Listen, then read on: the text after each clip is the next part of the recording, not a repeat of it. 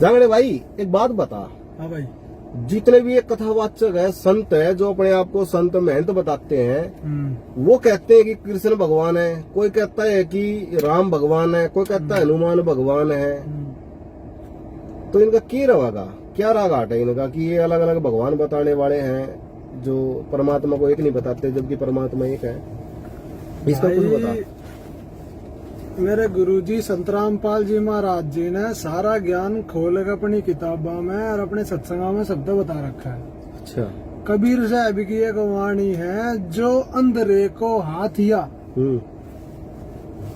जैसे अंधे होते हैं, वो हाथी ने पकड़ा है। तो कबीर साहब ने कहा है कि जो अंधे को हाथिया और सबका को ज्ञान, अपनी अपनी कहत है काको धरिए ध्यान।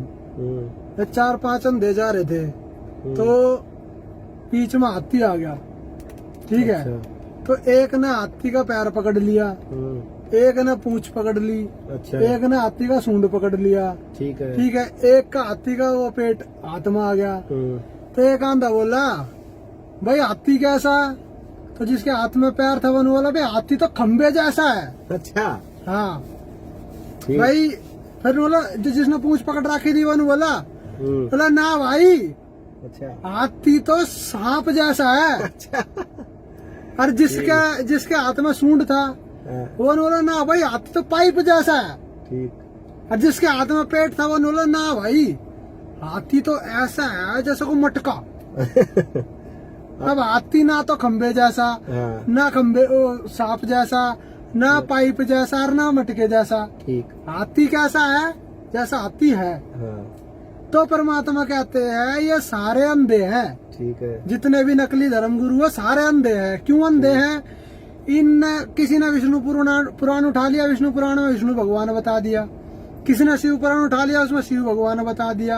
भागवत पुराण उठा ली, उसमें कृष्ण जी सब कुछ बता रखा है, ब्रह्मा विष्णु में ऐसे कृष्ण तो पैदा हो रहे हैं, सब कुछ कृष्ण तो पैदा हो रहा है। जबकि सब ने यह बेरा है कि विष्णु जी का अवतार कृष्ण थे। लिंग पुराण में लिंग ही सब कुछ बता दिया।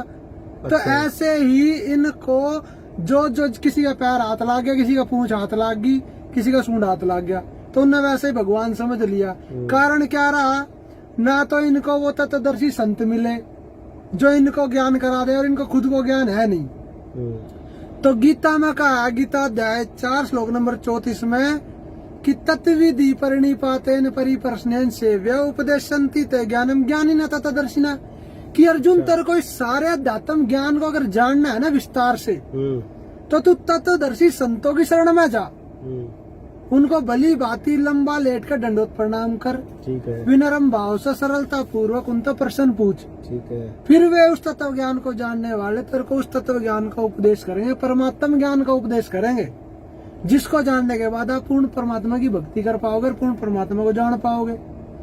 अब सब नु क्या भाई, सभी अपने पीछे तत्वदर्शी संत लगावे। हाँ। गीता अध्याय 15 के श्लोक नंबर 1 में बताया है कि ऊर्ध्व मूलम अधः शाखम अश्वत्थम प्राहु अयम छंदासी यस्य प्रणानी यस्तमेत सवेदवित, कि अर्जुन तत्वदर्शी संत की पहचान भी है, जो उल्टे लटके हुए संसार रूपी वृक्ष को, जिसकी जड़ तो ऊपर और पत्ते नीचे है। तो ये पहचान बताओ कौन है? ये पहचान, ये आज तक जितने भी संत महात्मा हुए हैं उन्होंने तो ये पहचान बताई नहीं कि संत की पहचान क्या होती है। क्योंकि सबसे पहली बात तो उनको यही नहीं पता कि संत की पहचान भी होती है। किसी से कथावाचक से पूछ लो, किसी संत के पास चले जाओ, क्या कहेगा? आप ये पूछोगे भाई संत की पहचान क्या, पता क्या कहेगा? भाई अपनी आत्मा संतुष्ट हो जाओ, वो है पूरा संत है। अरे आत्मा तो गधे तभी संतुष्ट हो जा कुमार की, तो वो एक दूध दे देगा के? नहीं दे सकता ना। दूध के लिए तो भैंस के दौरे जाना पड़ेगा, गाय के दौरे जाना पड़ेगा। बात है। तो ऐसे ही पहले आप अपने सदग्रंथों को पढ़ो। सदग्रंथ हमारा पैमाना है संतों को जांचने का। कबीर साहब ने आज से 600 साल पहले कह दिया था, अक्षर पुरुष एक पेड़ है, निरंजन वा की डार, और तीनों देवता ब्रह्मा विष्णु महेश शाखा है, ये 5 रूप संसार। अच्छा। कि वो जो पेड़ है ना, वो अक्षर पुरुष है, जो जमीन से बाहर दिखता है, और उससे एक मोटी डार निकलती है, वो काल ब्रह्म है, और उससे 3 डाली निकलती है, वो ब्रह्मा विष्णु महेश, और पत्ते टहनियां हम है। ठीक है। ठीक है। आप एक चीज और बताओ कि जो ये लोग हैं जितने ये अलग अलग दिशाओं में जा रहे हैं, कोई ब्रह्मा विष्णु महेश को भगवान बताता है, कोई दुर्गा को बताता है, कोई हनुमान जी को बताता है, तो ये एक दिशा में आएंगे कैसे कि हमें भक्त समाज को जो राह दिखाई है भगवान ने, उस राह पे पहुंचेंगे कैसे? देखो पहुंचना बहुत आसान है। कबीर साहब ने कहा है कि मम संत मेरा स्वरूपम, यानी कि जो मेरा संत आएगा ना वो मेरा ही स्वरूप होगा, और वो सब सारे ज्ञान को खोल खोल के बताएगा। कबीर सागर में परमात्मा ने डिटेल से बताया सतगुरु के लक्षण। ठीक है। उसमें बताया कि सतगुरु, कबीर साहब ने कहा कि सतगुरु के लक्षण 4 बखाना। प्रथम वेद शास्त्र का ज्ञाना, दूजे हरि भक्ति मनम कर्म वाणी, अच्छा। और तीजे संदृष्टि कर जानी, और चौथे वेद विधि सब कर्मा, ये 4 गुरु गुण तुम जानो वर्मा। इसकी हिंदी कबीर साहब ने बताई है, मेरे गुरुजी संत रामपाल जी महाराज ने बताई है। इसका अर्थ बनता है कि पहले तो उस गुरु के जो 4 लक्षण होंगे, 4 में से एक लक्षण होगा कि वो वेद और शास्त्रों का पूरा ज्ञान जानता होगा। अच्छा। हाँ। दूसरे हरि भक्ति मन कर्म वाणी, वो खुद भी भक्ति करेगा और अपने शिष्यों से भी करवाएगा। अच्छा। वो खुद भी भक्ति करेगा और अपने शिष्यों से भी करवाएगा। तीजे समदृष्टि कर जानी, तीसरा उसका लक्षण ये होगा कि वो सबको समान दृष्टि से देखेगा। आज संत रामपाल जी महाराज जी के आश्रम में आप चले जाओ, आपको चाहे मंत्री हो और चाहे गरीब रिक्शा वाला हो, वो सारे आपको एक लाइन में खड़े मिलेंगे। आप जब उनके भंडार घर में जाओगे तो आपको पता चलेगा कि अमीर और गरीब दोनों एक ही पंक्ति में बैठ के खाना खा रहे हैं। जब चौथा उसका जो लक्षण होगा, तीजे समदृष्टि कर जानी, चौथे वेद विधि सब कर्मा, अच्छा। और ये 4 गुरु गुण तुम जानो मरमा, यानी कि चौथा उसका जो लक्षण होगा वो ये होगा कि वो वेद और विधि से। अच्छा। तो चौथा जो उनका लक्षण होगा कि वेद विधि सब कर्मा, जो वो भक्ति की क्रियाएं बताएंगे आपको, वो वेद और गीता और सभी शास्त्रों से प्रमाणित कर देंगे कि ये विधि अपने शास्त्रों में लिखी हुई है। वो वेद और विधि यानी कि शास्त्रों से आपको भक्ति बताएगा, जिससे आपको लाभ मिलेगा। ये 4 गुरु के गुण होते हैं। आज तक किसी संत में ये गुण नहीं है। तो ये गुण कहाँ और कौन से संत में फिट होते हैं? ये जो गुण है वो संत रामपाल जी महाराज में है, और वो फिट भी होते हैं, और उन्होंने हमें ये बताया है। वो आप आज तक कोई भी संत उठा के देख लो, भविष्य में जितने भी हुए हैं, आज तक किसी संत ने वेद और शास्त्र खोल के नहीं दिखाए टीवी पे। अपने मुंह बोली बात बना दी, किसी ने कुछ कह दी, किसी ने कुछ कह दी, लेकिन किसी ने ज्ञान नहीं दिया। ना ठीक है, ऐसे ही संत रामपाल जी महाराज आंगली रख रख के बताते हैं, वेद में लिख रहा है, गीता में लिख रहा है, शास्त्रों में लिख रहा है, बताते हैं ना, बताते हैं भाई। संत रामपाल जी महाराज के आश्रम में किसी को कोई रोक टोक नहीं है, कोई भी आओ, चाहिए किसी भी जाति का हो, हिंदू मुस्लिम सिख ईसाई कोई भी हो। हमारे गुरु जी का नारा है, कबीर साहब का नारा है। तो संत रामपाल जी महाराज जी की तो इतनी ही संगत है। आप देखो ना, अगर आप अपने जो है अपने सत्संग में अपने हिसाब से आप ठीक हो, तो राधा स्वामी वाले, धंधन सतगुरु वाले, ब्यास वाले, जो और भी बहुत सारे संत महात्मा बैठे हैं, क्या वो लोगों को सच्चा ज्ञान नहीं दे रहे? उन्होंने भी तो अपने जो भगत है उनको भी ज्ञान दिया होगा, और वो संगत ऐसी थोड़ी न जुड़ी होगी। उन्होंने भी कोई चमत्कार, कोई विश्वास, कोई भगवान उन्होंने कोई प्राप्त किया होगा, कुछ तो किया होगा। देखो ऐसा है, उनके पास भी इतनी संगत है। ऐसा है कि सिर्फ भीड़ होने से कोई महान नहीं हो जाता। भीड़ तो ठेके पे भी रहा है तो क्या वैसा ही चीज है ना? ठीक ना? दूध बेचने के लिए घर घर जाना पड़ता है। संत रामपाल जी महाराज ने 1988 में मेरे दादा गुरु जी से नाम दीक्षा ली, ठीक है। 1994 में उन्होंने मिशन शुरू किया। कितने साल हो गए आज? तो अभी तो संगत जुड़नी शुरू हुई है, तत्व ज्ञान फैलना शुरू हुआ, क्योंकि कबीर साहब ने कहा था, ये वाणी है कबीर साहब की, जब वो 600 साल पहले काशी में आए थे, कि ये जो 5505 वर्ष बीत जाएंगे ना, जब ये मेरा मिशन चलेगा। अच्छा। कलयुग बीते 5505, जब ये मेरा वचन होगा सच्चा। ये बात पहले ही बता दी। ये पहले कबीर साहब ने भविष्यवाणी कर रखी है। इसका प्रमाण कहाँ पे मिलेगा? इसका परिमाण कबीर सागर में आपको मिलेगा। अच्छा हाँ। और 1997 में कलयुग 5505 वर्ष बीत चुका था। कभी कभी आप जो लोग जो भगत हमें मिलते हैं पुस्तक सेवा करते हुए, तो वो लोग ये कहते हैं कि संत रामपाल जी परमात्मा है। तो किसी संत को या किसी आदमी को ऐसे परमात्मा बता रहे हो तो वो क्यों बताते हैं भाई? देखो जी, अलग है। देखो क्या होता है कि सतगुरु परमात्मा नहीं होते, वो परमात्मा के संदेश वाहक होते हैं। लेकिन भक्ति मार्ग में एक नियम है, जैसे हमारे गुरुजी बताते हैं, मैथ के एक क्वेश्चन को हम सोल्व करेंगे तो मान लो मूलधन 100 रुपए मानना पड़ेगा। ऐसे ही गुरुजी को भगवान मान के ट्रीट करना पड़ेगा, क्योंकि मान लो एकदम से भगवान हमारे सामने आ जाए तो हमें तो उनके साथ व्यवहार करना ही नहीं आता। हम कैसे उनसे बात करेंगे, कैसे उनका आदर करेंगे, कैसे सत्कार करेंगे, हमें क्या पता। तो गुरु रूप में हम भगवान को, गुरु को भगवान मानेंगे, फिर उनके साथ वैसी एक्टिविटी करेंगे, वो हमको सिखाएंगे कि भगवान के साथ आपको कैसे रहना है। क्योंकि जब हम यहाँ से शरीर छोड़ के जाएंगे अपनी भक्ति लेके भगवान के लोक में, तो उनका अच्छे से आदर कर पाए, उनके साथ हम रह पाए, उनसे अपनी बात कर पाए। अब जैसे अब कोई अनपढ़ आदमी किसी मिनिस्टर के पास चला जाए तो उनको तमीज तो नहीं होती बोलने की, कैसे बोलना, लेकिन एक पढ़ा लिखा जाए तो वो कैसे बात करेगा, आओ सर बैठो सर, ऐसे। तो संत रामपाल जी महाराज हमें शिक्षा देते हैं कि एक डमी गॉड बन के, कि मान लो गुरुजी भगवान।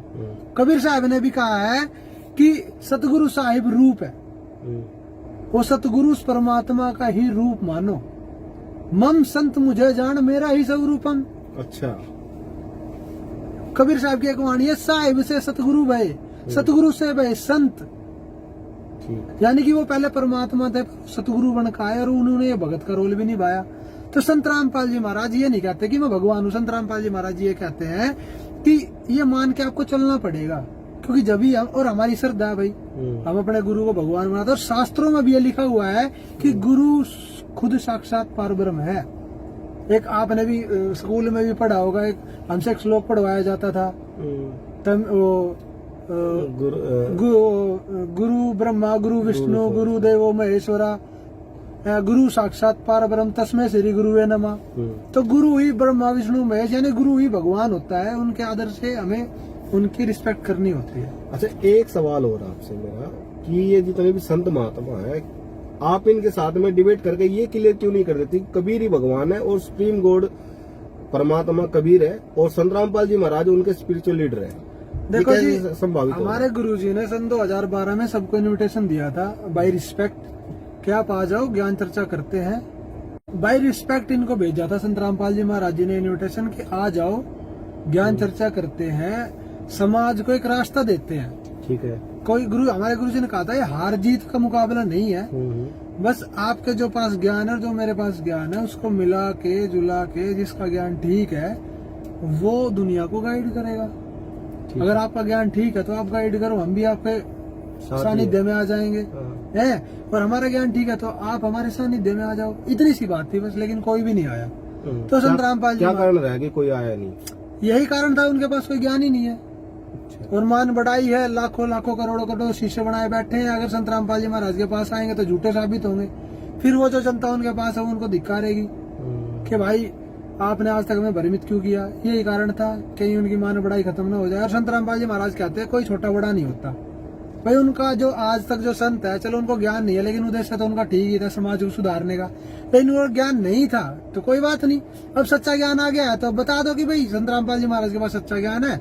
मेरा भी उद्देश्य आपको ठीक ही करना था लेकिन मेरे पास नहीं था ज्ञान, तो इसमें क्या बेइज्जती थोड़ी ना होती है। लेकिन एक मान परमात्मा कहते हैं राज तजना सहज है, सहज त्रिया गाने, और मान बढ़ाई ईर्ष्या दुर्लभ तजनाई है। तो मान बढ़ाई हर किसी से छोड़ी नहीं जाती, सिर्फ यही कारण रहा कि वो नहीं आए। लेकिन फिर भी संत रामपाल जी महाराज जी उनकी ऑडियो क्लिप लेके और अपने ज्ञान से लोगों को जागृत कर रहे हैं। और आज लगभग संत रामपाल जी महाराज की जो संगत है वो 1 करोड़ के लगभग पहुंच चुकी है। और देखो आप एक बात देखो, 200 साल से पंथ चल रहे हैं, राधा स्वामी के और भी अनेक पंथ चल रहे हैं, लेकिन ये बताओ ना कोई ढंग से नशा भी नहीं छोड़ पाया। हाँ ना, नशा तो और कितनी बुराई समाज में चल रही है। बिल्कुल चल रही है। और संत रामपाल जी महाराज को मात्र 20-30 साल हुए हैं ये मिशन चलाते हुए। उनके 1 करोड़ अनुयायी नशा करने की तो छोड़ो, नशा किसी को ला के भी नहीं देते। अच्छा, अपन संत रामपाल जी महाराज के किसी भी शिष्य घर में आप चले जाओ, आपको जूस पिलाएंगे, खाना खिलाएंगे, आपका आदर करेंगे, रिस्पेक्ट करेंगे। लेकिन अगर आपने वहाँ बीड़ी सिगरेट भी अगर यूज करने ला तो आपको बता देंगे जी हमारे घर पे बीड़ी सिगरेट मत पियो। अच्छा। और उनके छोटे छोटे बच्चे भी आपको मना कर देंगे, अंकल जी यहाँ ये काम मत करो आप। हमारे गुरुजी ने क्या बताया है कि ये गंदी चीजें हैं भाई। इतनी अच्छी चीज अपने बच्चों को पिला दो ना, 2 साल के बच्चों को। दूध कितनी अच्छी चीज है, हम खुद भी पीते, अपने बच्चों को भी पिलाते हैं। सिगरेट क्यों नहीं पिला देते अपने बच्चों को, दारू क्यों नहीं पिला देते अपने बच्चों को? क्योंकि हमें पता है वो अच्छी चीज नहीं है, इसीलिए नहीं पिलाते। तो समाज में सोचना चाहिए ये चीज।